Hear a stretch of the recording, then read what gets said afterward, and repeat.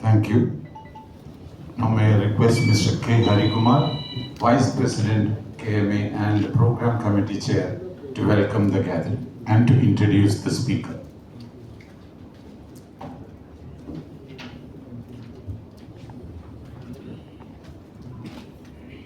Good evening, everybody. Welcome you all to the second session of the Leader Insight Lecture Series, wherein we bring to you experts from every sector who will talk about their perspective of the topic they discuss. Like you all know, we had our first talk on doing business in Kerala, a reality check by Mr. Nandakumar IAS, and wherein he harped on the necessity to have a relook at the archaic laws. The very fact that I got many calls from the government itself is a symbol that whatever we discuss in Kerala gets heard at the Secretariat itself. The session was well appreciated. Today we have a totally different topic, that's on evolution of global delivery capabilities in India. I will just put things in perspective so that the speaker can take it forward. What exactly is global delivery? As we all know, as the term means, it's basically the practice of delivering products or services to the customer across different geographies, culture, and different time zones. And we all know that India is the fifth largest economy with almost around 3.7 trillion US dollars, poised to overtake Germany, which is 4.4 trillion in 2025, and overtake Japan in 2027, which is currently at 4.9 trillion. So to achieve this, we have to excel in every field, and as we are emerging as a global hub for products and services, we also need to evolve a mechanism to ensure that we have the global delivery capabilities. If you look at how the global delivery evolved, we all know initially basically people were outsourcing, wherein the professionals moved to locations where the delivery is to be effected. Then it evolved into offshoring of activities due to significant cost differences between the on-site and off-site service. And when we talk about the global delivery model basically talks about sourcing skills from wherever it is available so that the cost can be brought to minimum. That also helps to control cost. It boosts efficiency. It also speeds up implementation, and it enables the organization to tap the potential from people located across the globe so that the overall cost comes down. This model also enables teams to collaborate better in a remote environment, and that is where the role of India basically will evolve, because we are in a remote environment and many of the activities are happening outside. So if we have a proper delivery model, that will develop India to achieve whatever are our economic targets in a much faster pace. And because Mr. Ajith is from the financial sector, we all know that the financial sector basically contributes almost around 5% of the national output and is a large provider of employment. And everybody here is familiar with the financial sector. We are all customers of the financial sector in one form or the other. It can involve banking, it can involve payment services, it can involve asset management, broking, financial advisory, insurance, risk management, so on and so forth. So when we are talking on this subject, we could not have got a better person than Mr. Ajith Sundaresh, who is the finance delivery lead and CFO of India and Philippines, of Wells Fargo, which is one of the fourth largest banks in the US, along with JP Morgan Chase, Bank of America, and Citibank. As the flyer which was all circulated says, he leads the global delivery for finance in the Wells Fargo, and before that, he was the MD and head of global financial services at the Royal Bank of Scotland, managing teams across UK, Poland, India, etc. Before that, he was MD and head of finance of Deutsche Bank, and he was also MD and CFO of Global Service Center at JP Morgan Chase. He was also with the G Capital and ANZ Greenleaf Bank. Above all, he is a trained classical singer and he has conducted many kacheris and has many videos on YouTube. He also has an own YouTube channel called Fusion Copy. We are pleased to play a snippet of one of his recitals.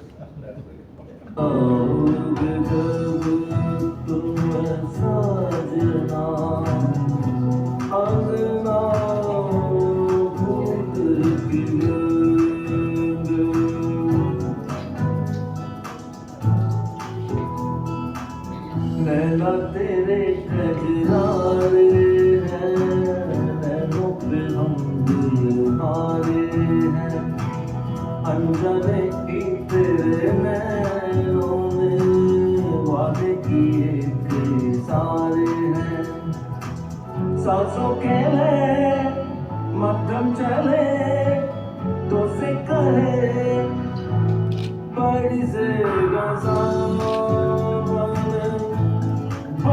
से सावन झूम झूम के दो दिल ऐसे मिले।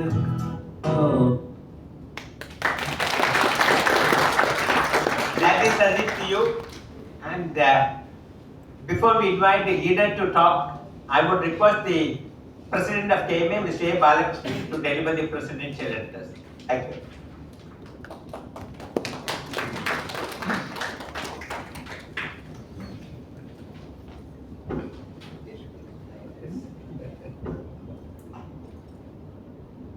Chief guest of the day, Mr. Ajith Sundaresh, our Honorary Secretary, Mr. Ajith, Chair, Program Committee Chair and Vice President, Mr. Hari Kumar, Executive Committee members, MC members, dear AMA members and students. And today we have, one is actually the successful soft landing of the Chandrayaan. And last year, we were fortunate to brought ISRO chairman over here, thanks to previous past president, Nirmala, and honored him for his marvelous achievement. And this is also a wonderful moment for each one of us for such a great mission. Now let us see how it happens over a period of time. Next is Mr. Ajith Sundaresh, again a dignitary in the financial services world. Wells Fargo, I heard this name around 15 years back when I was attending a workshop, and Wells Fargo's case study, that was one of the interesting case study on customer experience. Customer experience, everyone today is a common word it is a buzzword, but 15 years ago, that was something new, at least to me at that time. So, there was an interesting case study they presented on when a premium customer of Wells Fargo is near to a branch at that time, and then automatically you remember that the communication capabilities, there was no 5G, 4G at all at that time, but they could signal the branch, and branch somebody can go and greet even specially. So that kind of a very, very personalized service. And even if you are in a mall or a big supermarket in US, if customer service executive is also there in the mall, then there was no Friends app at that time, but they could connect each other and go and greet the customer. That kind of a customer experience they could provide. And you know that 2008 there was a global crisis in the financial sector. Very few banks and very few financial institutions survived.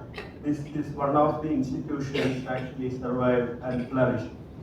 If my understanding is right, globally it is 40th or 41st biggest bank on earth, and with around 300,000 employees spread across 75 or 80 countries and large number of commercial transactions. So in various places. Similarly, when telephone started, it's a very old bank. I think this is the 3rd century surviving in various cycles. So when telephone started, the phone banking also started. So like that, innovation was in the books of the bank. That is something we will be hearing from him, how the global delivery globally they do.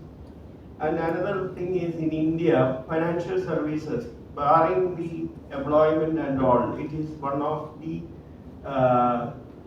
globally accredited service in India. For example, the fintech, probably we are number 1 in fintech first. And the UPI payment services, again, we are actually much bigger than advanced country. So the financial services in India is going beyond the all benchmarks, and it is giving wonderful services to its customers. And rural India is extremely important. There is large number of people, especially in the agri economy, surviving, and they are getting financial benefits, direct credit in their bank account. All those things are actually capability of Indian banking service.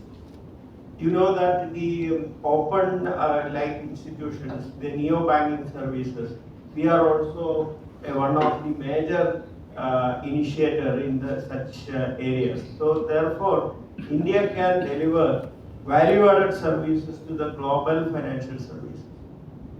Similarly, if you take in, for example, the mining industry, the large number of transactions, I'm not talking about the volume in dollar terms, we are probably less, but number of transactions, India's exchanges are number 1, stock exchange. Similarly, the clearing services. So lot many things happening in the financial services world in India. Gartner recently talked about the 4 important experiences. One is, as I mentioned, customer experience, that is called CX. User experience called UX. Now there is another word also coined called multi-experience. So the multi-experience is, again the bank, Wells Fargo is again a new case study. They can give wonderful experience to their customers and even to the entire stakeholders. So there is a perfect match with the speaker and Indian industry. So therefore, we request you to deliver your customized experience for us. Thank you, sir.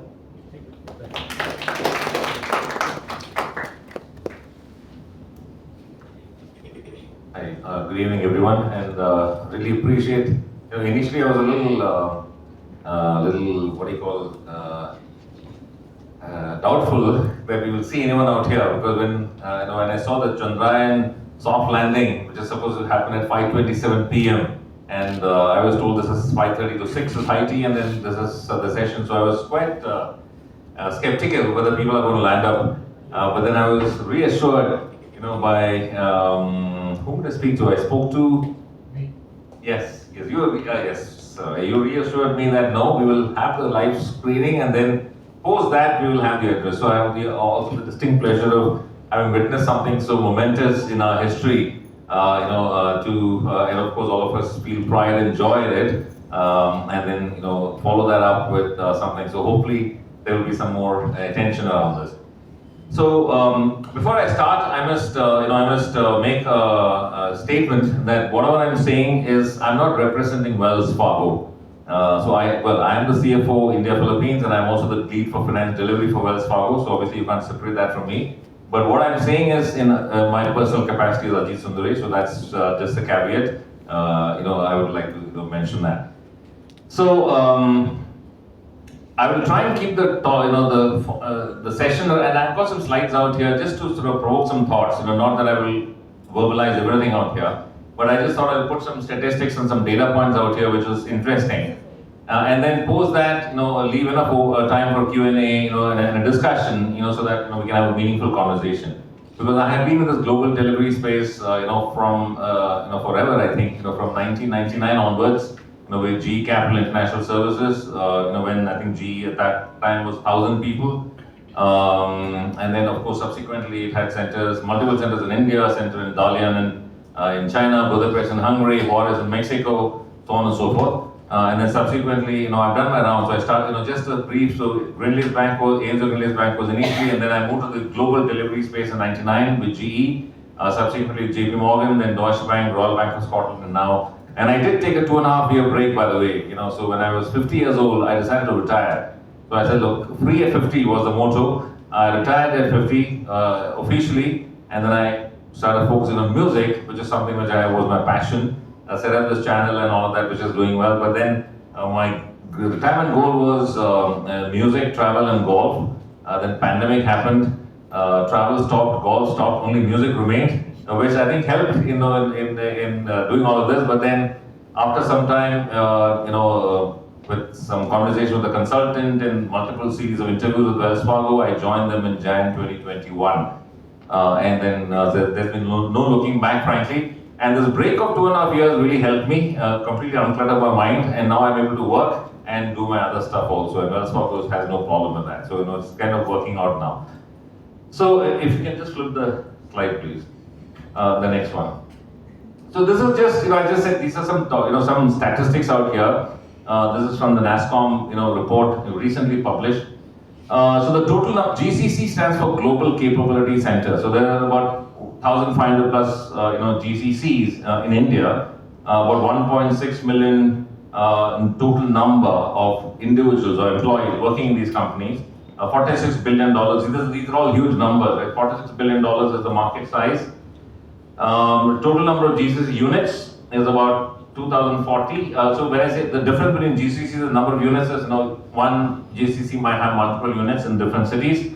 And then interesting particularly for Kerala, is 71,000 employees in these GCCs are operating out of tier 2 cities, not necessarily the big ones. And then, in R&D itself, there's about 25 plus billion dollars, and then so on and so forth. If you can flip to the next slide, please. And so this is again, just a snapshot of, how the various, typically across America, EMEA, which is Europe, Middle East, Africa, and APAC, so the story is pretty, compelling. So from 2019 onwards, if you track the trajectory, till 2023, so it's roughly about, from 840 to 1,025, servicing America. Then EMEA is, 330 to 434, and then 80 to 121 in APAC. So APAC curiously has grown the fastest, in this space, and of course US and UK and EMEA rather, is on a fairly significant growth trajectory in terms of the GCC evolution of how this whole ecosystem is evolving. The next slide, please. Anyway, so some of the key themes which are driving India's leadership, in this space. One is, of course, our talent. One of the things which is working for us is our demographics. So we have a very young population, so significant, it's a significant, compelling value proposition when you compare it with other countries. So there's of course innovation and scale. The scale at which you're able to sort of get talent in India is unsurpassed if you compare with other countries. Digital transformation, India in many ways has leapfrogged from telephones into, I think we have skipped the laptop stage and gone directly to mobile telephony. And that's what India has done. And now if you look at UPI payments, if you look at digital payments, every vegetable vendor on the street, every chai wala, every pan ka dukan, wherever you go, even a 10 rupee transaction is done, or even lesser, is done. That transactional volume is unsurpassed if you look at that in any country of the world.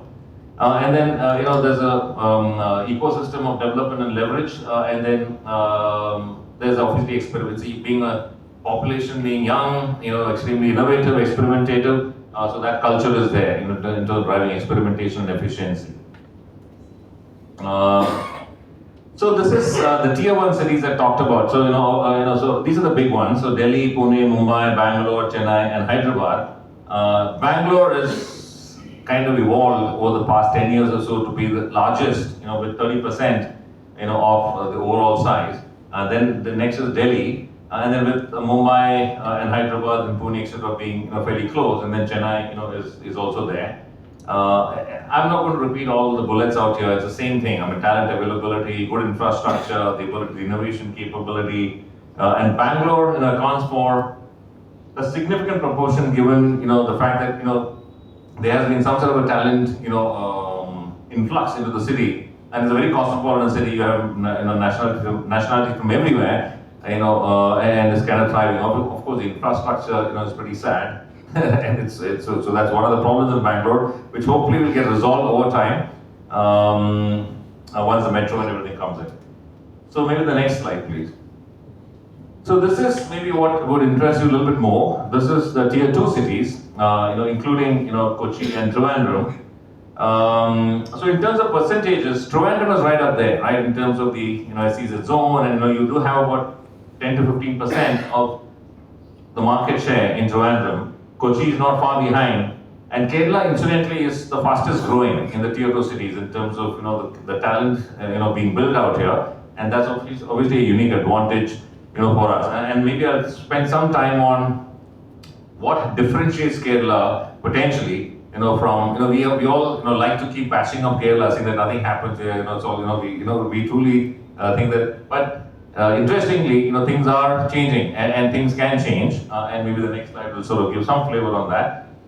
So in terms of education, I think Kerala has good education system, the good ethos of good institutions, and I think even in this forum, I'm really glad to see a few students who are interested in sort of hearing some gyan in the evening, as opposed to maybe having some drinks with friends. So I think that's good to see. So that ecosystem is out here, and cost effective. I think of course if you compare across multiple cities, Kerala is relatively cost effective, and that could be a value proposition in terms of many companies are shifting out of Mumbai, some of the higher cost cities, and I personally have an involved in Deutsche Bank of actually shutting down Mumbai and setting up Pune, because we wanted to move from Mumbai to Pune because the cost is getting prohibitive in Mumbai, in spite of even if you look at Navi Mumbai and other options. So I think that's where I think a tier 2 city like Cochin or Kochi and Trivandrum, does have its advantages. And government support, despite everything, I think there is a realization among the government that one has to get its act together, I think, and there is some focused attention to sort of try at least to sort of support the system. I mean, those of you who are closer to it might disagree, but I think that is how I think it looks to be going. And then resilience to disaster, that's another big one. Right, so I think Kerala has seen everything. The floods, the Nipah virus, so name it, we have had our share of, tragedy hit us. And it has particularly been devastating for us, given the fact that we are predominantly, or largely, quite a lot of our economy is driven by tourism. And that was impacted quite badly, by these disasters. And then we came out of it fairly well. I mean, it took some time, but I think now we are kind of coming out of it, which shows resilience.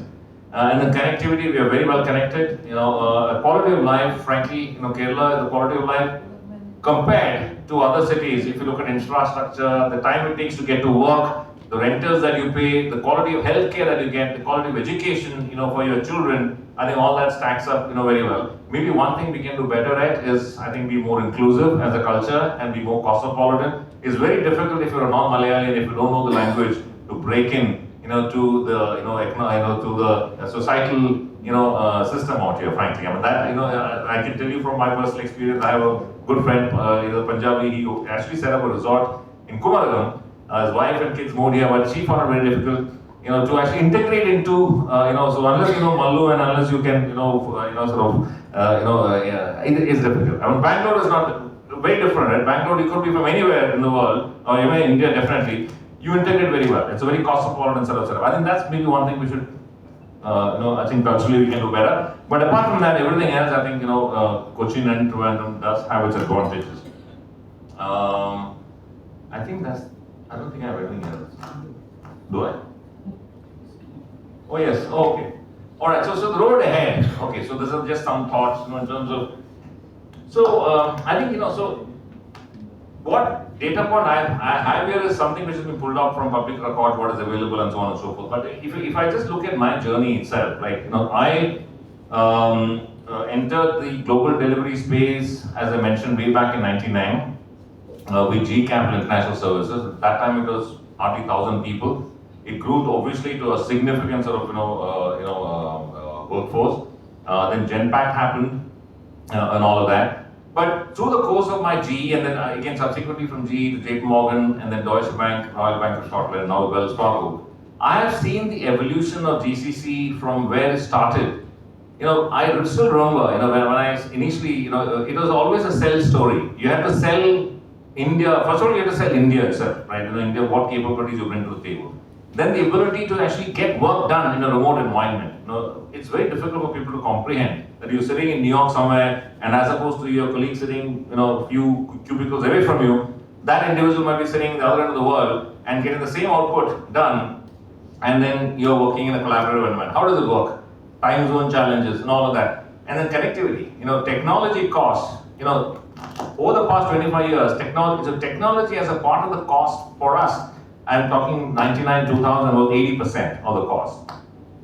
20% of the people cost, 80% was technology and other things. Now it's exactly the other way around. 80% is people cost, and it's only 20%, which is technology, real estate. So if you put technology, real estate, connectivity, your systems, your server, bandwidth, all of that put together is 20%. People is 80%, and it's exactly the other way around. 99. So bandwidth costs have come down significantly, and this will continue to so bandwidth will become practically free, over the next few years. Definitely in our lifetime, we will see an evolution of bandwidth where things are going to sort of change in such a manner that virtual reality is going to become really. Anyway, those are all for the students in this room to sort of try and navigate as you look at your careers, as you move along. But anyway, the focus has shifted from getting to transactional delivery sort of mode, which is what it was essentially, several years back, or definitely a decade back, to much more of upskilling of the people, being much more integrated, as an operating model or an organizational construct, being much more integrated as a team, as opposed to being a global delivery center sitting in the other end of the world doing something. It is very much part of the team, and cutting edge technology, of course, in terms of delivering value, of course, and end-to-end digital infusion. So look at everything that we do. So as an example of finance, we have. So when I joined Wells Fargo in 21, we had about 450 people. Now it's about 1,500 in finance, what I manage, out of a total population of 4,500 globally. But that 1,500, the intent is to try and see, can we now look at automating most of what we do, so that 1,500 maybe comes down to 300, in a 5-year time frame. Who is doing real analytical, productive, insightful work, whereas most of the Excel jockeying and Excel sort of spreadsheet management and all of that, a bot will do it, or some of these things will eliminate. I mean, that's the way things are progressing. So careers are changing super fast. And what we are looking for in terms of skills, and this is just more for the students out here, is techno-functional skills. So we are not only so as a finance professional, we are not only looking at finance people to come and who are chartered accountants or MBA finance or whatever. We want people who understand Power BI. We want folks who understand Alteryx, Python, Tableau, the more modern tools. I mean, not Excel. Of course, Excel is bread and butter. You need to know that. But the point I'm trying to make is techno-functional skills are what we are looking for, and then what we are trying to upskill our people, and what we're trying to get more people on board. Because we believe that the way to sort of transform things is to look at what you're doing, of course, master it, and then try to bring in technology to try and make it simpler or eliminate the whole thing completely. So that's where we are. I think, So the expected GCC market, is, the size of the market. These are all big numbers. So 58 to 61 billion dollars. The number, going to touch about 2,000 GCCs, and employment of about 2 million people, which is about 20 lakh people. But this is just direct employment, right? But every person who's employed generates employment for 5 other people in terms of the whole ecosystem around it, your whole infrastructure, your real estate, your so all of that. So this is something which has really made a difference. And I think India is uniquely placed. So even though the manufacturing, I know everyone is trying to sort of bring in more manufacturing, all that is good. But in the service sector, I think this is a unique sort of proposition that we have with the bandwidth cost the way currently it is. It's possible to do now anything, anywhere, in any part of the world. The differentiating factor is talent and the capability that you have and the techno-functional ability that you have, which we have abundance of. So I think we are in a fantastic position, and the demand is only going to be more, which is where Kerala, Trivandrum, and maybe other centers in, Kochi, Trivandrum, and other centers in Kerala will come into relevance.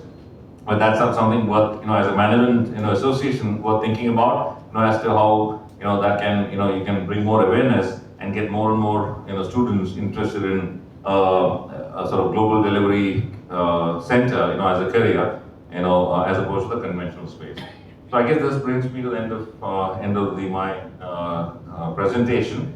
I think it'll be good if there are some question answers, because as I said, I've spent a lot of time in the space. No question is out of bound, so anything is okay. Sure.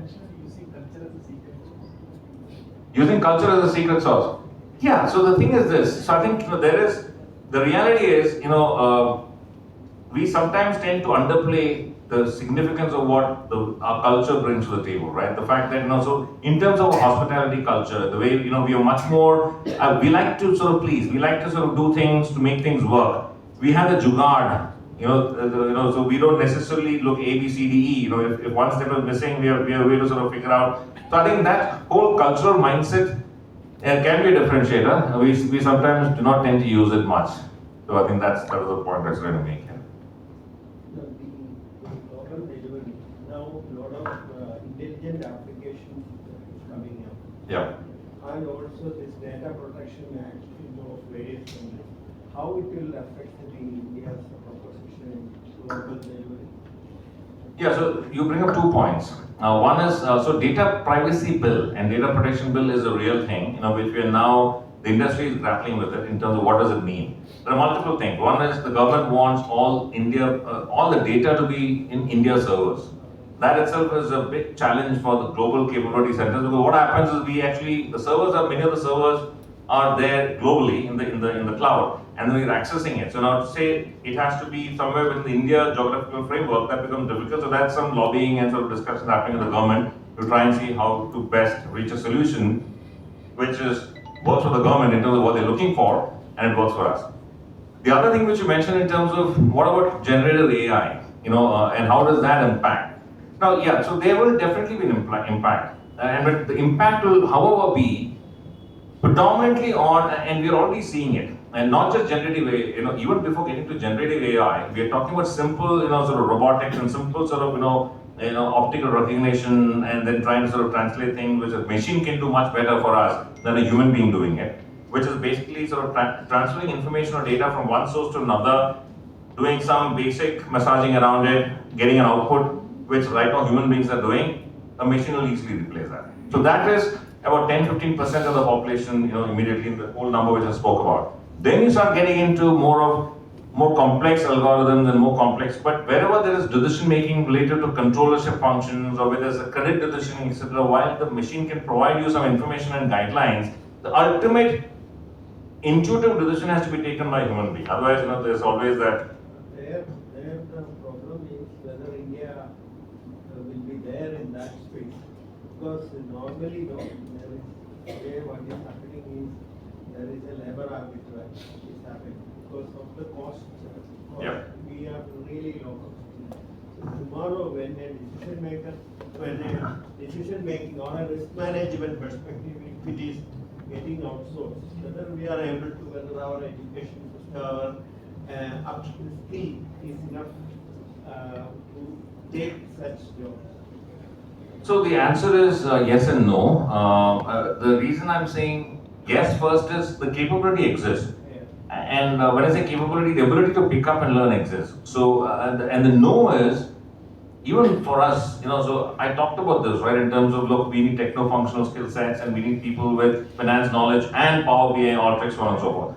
When I did a sweep of the 1,500 people in finance currently, I feel, what the data which came out is that if you look at real experts, in these tools and techniques, when I look at Excel, SQL Server, the legacy ones, we have 10-15% who are experts, and about 40-50% who are reasonable medium, and a few are beginners. that's a good position to be in. But when I look at the new modern tools I spoke about, it's only 3% who are experts, and about 10% are medium. So we still have a huge gap for individuals, So then we are tackling it in two ways. One is obviously upskilling the existing staff. So getting, of course, online training, and getting other trainers, etc. And also getting consultants to say we can actually bring in people who are experts in these tools, maybe a BOT model potentially. They come and join us and then become Wells Fargo employees, after sort of working and integrating and so on. So we are trying, but your question is valid. Now, long term, when you start looking at it, the only way, the good news for us, India, by the way, is that if you compare with the US and use the same benchmark and say how many are experts, it's the same story. Yeah. But at least we have the ability to sort of get people, teach them. We have that, sort of I guess, resource material to sort of get. But there is very difficult to get people to learn, to get people to start, So now for them to get, and they're even less than 2 or 3%. It's only 2.5%. So from there to get to that 20-30% is a much more uphill task than for us. So the challenge is there, but I think we are better positioned to be able to meet that challenge. Sure. I heard that especially in Europe, nearshoring, they are more interested in nearshoring. Therefore, the cultural issue, tagging up and all can be reduced. Yeah. Is it true for US also? Or? I think it's more a European phenomenon. The reason being, see, Europe, unlike the US, Europe is obviously multiple countries, right? So Belfast, Dublin, Edinburgh, UK and Edinburgh are the same, London. But if you look at Belfast, if you go to Dublin, if you go to Ireland has got its own set of rules and stuff. So there are unique local regulatory requirements and challenges which are not that relevant in the US. US, everything is US. So that's one problem. And culturally, I think Britain and other countries, Germany also, they have embraced global delivery much more than some of the other European countries. So even culturally, it's a little bit of, and France as an example, and they have very strict labor laws and everything, so it's not that easy. US is driven only by economy. Emotions don't come into play. It's all economics, right? So if anything makes economic sense, they will do it. Yeah. So it kind of works. Other questions? My questions are all. There's students out here, any questions? Yeah, sure, go ahead. I just so I wanted to ask about a collaboration between Geo Financial Service and BlackRock. As you know, is the most financial strongest institution. So how will it benefit us and the competition for us in India and Kerala, according to you? See, I think what it does is it gives Geojit the scale and the capability. No, Geo Financial Service. Reliance Geo. Oh, sorry. So I'm a little uneducated in this. I've not heard the details of this. Okay, but can you give me a context of what exactly the collaboration is going to be about? It is a collaboration for the Geo. The Geo fund, yeah, exactly. To come to Indian financial service. I mean the banking sector, other UPS sector, everything. It's a collab between the most powerful financial institution. Yeah, I got it. Yeah, so I think so. One of the things, so there's a lot of. So I'll contextualize a little differently. See, many banks, are now looking at digital very seriously, and they're looking at it in two different ways. So I'll take an example of, let's say, a JP Morgan or a Deutsche, even Wells Fargo. Many of the larger banks, some banks have gone down the path of carving out and setting up a digital bank. Taking it out from the main bank and saying, look, we'll create a digital bank and then fund it, capitalize it, and then you do your thing with that, and then you can sort of, Whereas some others, like Wells Fargo as an example, we are taking a view that no, we don't want to carve out and create another bank. We will sort of bring digital into the bank. So that's the effort now in terms of, getting it. And even technology, historically, we have not been great in investing in technology. So I know we have been case studies in a lot of management schools, including Harvard. But technology is an area where we were not invested heavily. So so now we are now looking at doing the same leapfrog, which I took the India simile. So moving from fundamental technology, linear movement to exponential shift into digital is what we're looking at, and investing heavily into technology and sort of trying to move towards that, and then convert what we currently do to more of digital. So I think what you spoke about in terms of Geo getting to that space and the banking space, this is going to increasingly happen. It's not just Jio. I mean, Jio obviously is a powerful player because of the capability they bring to the table and the huge financial sort of resources they bring to the table. But it's not just going to be Jio. I mean, even if you look at Amazon, they're in there already. Google is in there. So they're all entering the space. And over time, banks will have to sort of evolve and then be able to tackle that. And you have left out crypto. Crypto could be the next currency, right? In terms of that could be a completely different playing field altogether. So, well, I guess in a nutshell, all I can say is the pace of change is exponential. I mean, it's no longer linear progression. I mean, it's going to be exponential change. Many of us, like me, are, I think, fortunate that we have kind of been in a decent space, and many of the students here are going to really struggle in terms of being relevant. Over the next 5-10 years, what is it what you're going to do to make yourself relevant that you can sort of really contribute and earn a good living? I don't want to scare anyone, but thank you. Sorry, I must have understood your question. I just That's a different question. It's okay. no, but yeah. I hope what I mentioned and spoke about was relevant and interesting to some extent, at least some of you.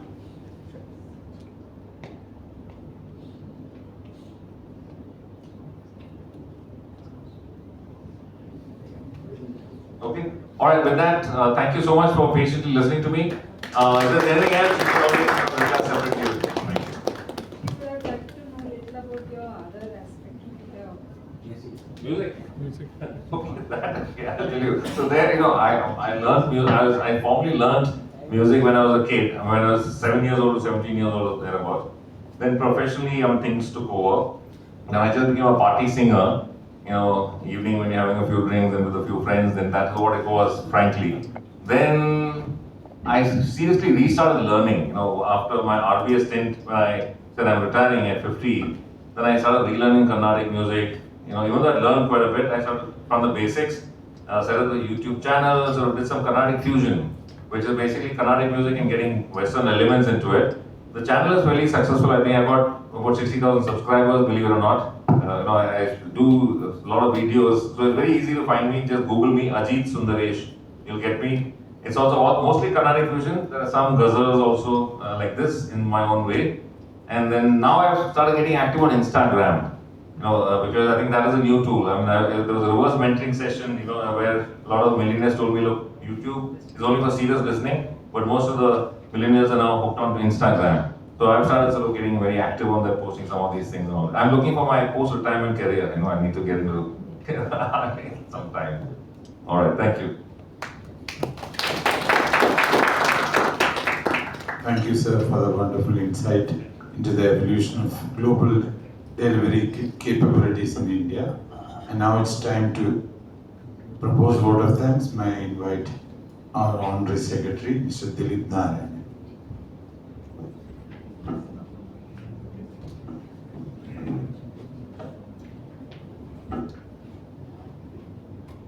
Beloved President, distinguished Chief Guest, and my dear friends, good evening. At the outset, let me express our heartfelt gratitude to each one of you for attending this session. On behalf of the Managing Committee of Kerala Management Association and all those who are assembled here, it is my privilege to propose formally vote of thanks to the distinguished Chief Guest, Mr. Ajith Sundaresh from Wells Fargo. May I request immediate past President Nirmala Lily to hand over a memento as a token of gratitude.